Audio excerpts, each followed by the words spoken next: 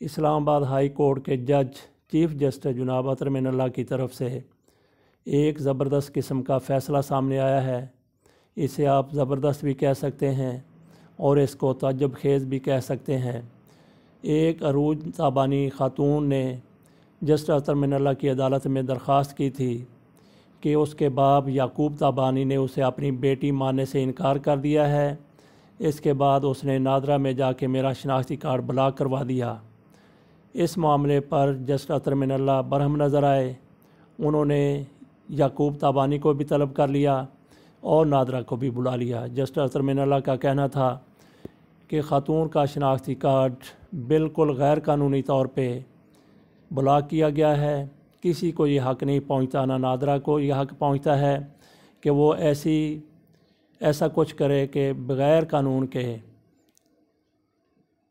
کسی کا شناختی کارڈ بلاک کر دے، اور نہ اس کے والد کو یہ حق پہنچتا ہے کہ وہ اپنی بیٹی کا شناختی کارڈ بلاک کرانے کے لیے نادرا کے آفس چلا جائے اور نادرا والے اس کا شناختی کارڈ بلاک کر دیں۔ اس معاملے میں قانونی طریقہ کار اختیار کرنا چاہیے تھا۔ جسٹس اطہر من اللہ نے یہ نہیں بتایا کہ قانونی طریقہ کار کیا ہو سکتا ہے۔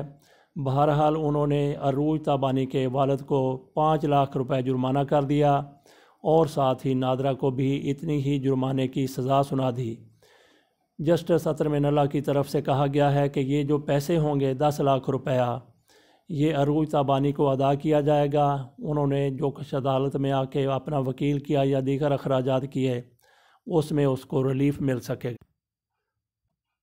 یہاں پہ بات یہ بھی ہے کہ عروج تابانی کیا گستاخ تھی کہ اس کے والد نے اپنی بیٹی کا شناختی کارڈ بلاک کروا دیا اور اسے اپنی بیٹی ماننے سے بھی انکار کر دیا۔ دوسرا سوال یہ ہے کہ کیا یعقوب تابانی وہ ظالم تھا کہ اس نے اپنی بیٹی کو آگ قرار دے دیا، آگ کر دیا اور نادرا میں جا کے اس کا شناختی کارڈ بلاک کروا دیا۔ تیسرا سوال یہ ہے کہ کیا اس کو باپ بیٹی کا معاملہ کہہ کے نظر انداز کیا جا سکتا ہے؟ اللہ حافظ۔